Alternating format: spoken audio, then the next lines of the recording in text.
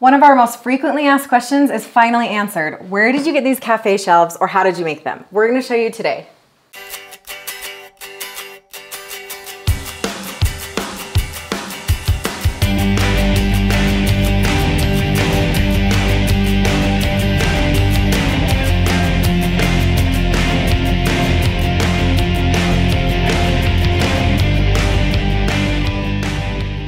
Like I said, these cafe shelves behind me that we have in our kitchen are definitely one of our most frequently asked questions. We always get asked about where we got them. And I think it's because it's like our #1 go-to place for decorating when we do anything, because we don't have a fireplace because our house is small.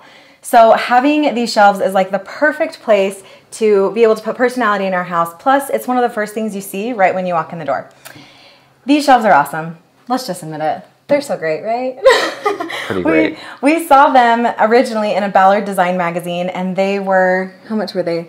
Too much. Too much. $90 to about $130 a piece. And so we wanted to find a way to duplicate that look so that we could get the same style, but on a budget. So we decided that this project is what we're going to call a Saturday project. It's something you can do from start to finish in one Saturday. It's so easy. Yeah, and I think a lot of people might relate with this. If Shelly has her mind set on something, if I don't act fast enough, she would have spent $130 on these shelves. Yeah, so I needed to figure out how to duplicate it for much less money, so I didn't have to flip the bill for that. So the materials that you'll actually need for this, very simple project. You can pick up, this is, the one we actually use is a 7-inch board for our shelf, but if you want them thicker, you can get any size that you want.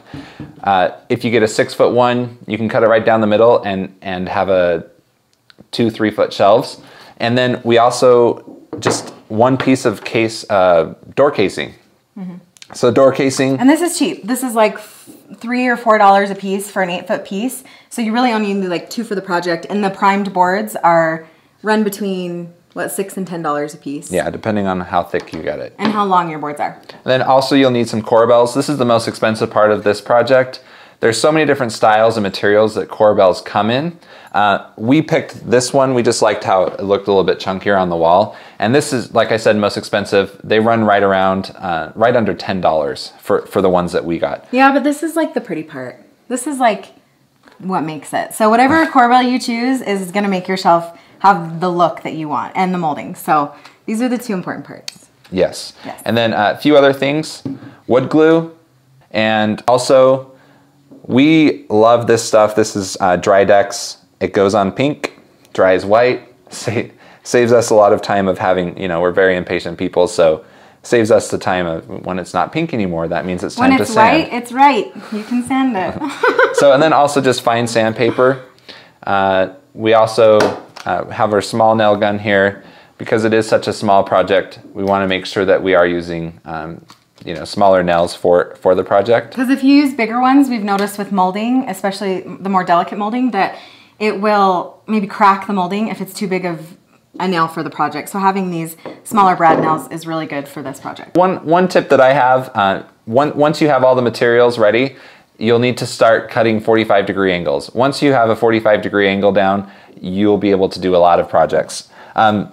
For example, I'm a very visual person, so if I were to take the molding straight to the saw and visualize in my head where I was supposed to, which way the 45-degree angle was to be cut, I would have no idea. So I actually, when I'm at the board, I'll have it there, pretend like this isn't cut, all right?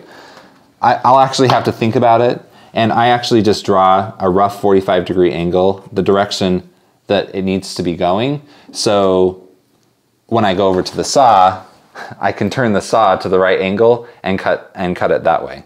So that's kind of a helpful tip for those that are kind of visual. Right, and there's nothing worse than making the wrong cut, because then you have to go back to the hardware store, which has never happened to us. But I'm just saying, if that's you, it's kind of an extra trip, no fun. So once you have those angles cut, you're going to cut the 45-degree angle so that the boards meet up just like so. And really, this is where the fun part happens, because this is where the shelf starts coming together.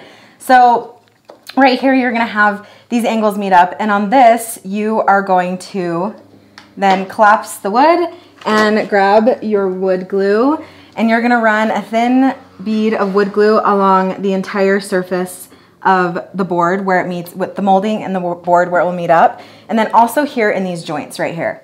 And I have to say that, like Hasten said before, once you have a 45-degree angle down, you can do so many projects. We have done the frame in our bathroom. We built a frame in our bathroom, 45-degree angles. We built wall molding, the picture frame molding, also in our girls' bathroom, 45-degree angles. So once you have that angle down, you can really do a lot of stuff in your house, and it's a really good angle to perfect. So now that you have the glue run along the molding and the board, you're just gonna take your brad nailer and you're gonna do your brad nails right into the molding through the board so that it stays on and you have like an extra really good hold. Yeah, and the good thing that I like about having it on a flat surface is it keeps the molding and the board flush. So when you're nailing, you flip it over, it's all even. Right. So we'll pretend like we've nailed it here, but the next step is puttying all the nail holes. And also we discovered when you do this that you get this right here, this, you have this line between the board and the molding. So we actually puttied that so it's after you paint it a final time that it doesn't have that crease right there or that line. And another really good tip at this point too that I found helpful, and you don't have to do it, the boards that you buy mostly are probably going to be primed. Maybe with the exception of your Porable. But for me, I found that having everything ready to assemble and then pre-painting it with our semi-gloss white paint like saved so much time. And it just makes it so much easier because it's way easier to paint pieces than like a whole piece once you have it up on a wall and then you have to tape the wall and do those other things. So maybe think about pre-painting your stuff. For the Corbeau, we actually used a spray primer just to get it white like the rest of the boards, and then we went over it with a semi-gloss white, so when we assembled everything, it would be a whole lot easier. And once we sanded, then we just went over the whole thing really quickly with another coat so that everything looked really cohesive.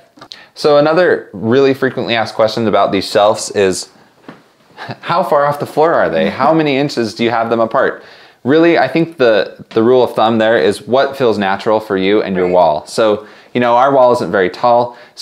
You may have a wall that's 12 feet tall and it might be different, but for this particular setting, it's 4 feet off the ground and it's 18 inches apart. So which has worked really good for, and the decor part has worked really good for all the decor that I've ever wanted to put up on the shelf. I think it's a really good width to have between the shelves.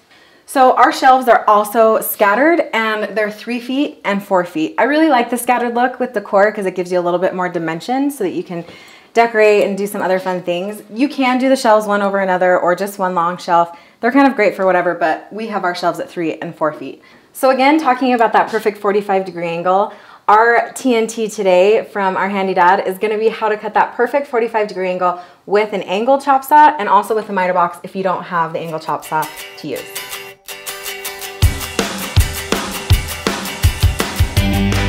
Hi DIY friends, it's Paul and it's time for Tips and Tools, TNT. As always, we start with the safety tip of the day, and that is the #1 tip is to wear your eye protection, either glasses or safety glasses, and to always be safe. Number one tip. Today we're going to talk about cutting angles, and to do that we're going to use this little gadget right here called a miter box, and this saw here called a back saw. You can buy this combination at most home improvement centers for around $30. You'll notice if you look at the bottom of the miter box that the front edge is a little bit longer than the back edge. The reason that is that it's going to hang over the edge of your table to keep it steady, and you're going to push it back against the edge of the table.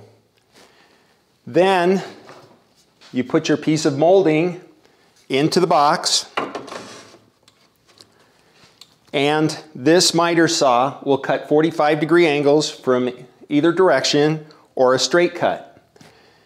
You'll hold the stock to the back of the box with your thumb on the hand that's not being used with the saw.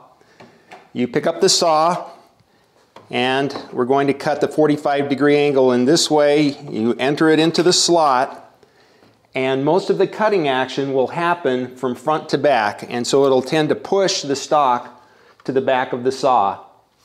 Let the saw do the work. The saw will cut on its own and just go nice and nice and slowly, and will cut very clean for you. And this is an inexpensive way to get great 45-degree angles. If you don't have a workbench, a simple banquet table with folding legs like this works great for these projects. The rule of cutting is when you cut, measure twice, cut once. And when you cut a little bit long, because you can always cut it shorter, but you can't cut it longer. Remember that having the right tool for the right job will make your home improvement projects easier and more fun. And as you build your confidence cutting angles with this miter box, and as your confidence grows in your projects, you'll probably want to step up to one of these bad boys right here. And this is a miter chop saw that costs around anywhere between $300 and $500. But you will use this tool probably as much as any tool that you'll own in your do-it-yourself projects. So remember, the right tool for the right job makes it easy, makes it fun, and you'll love the results.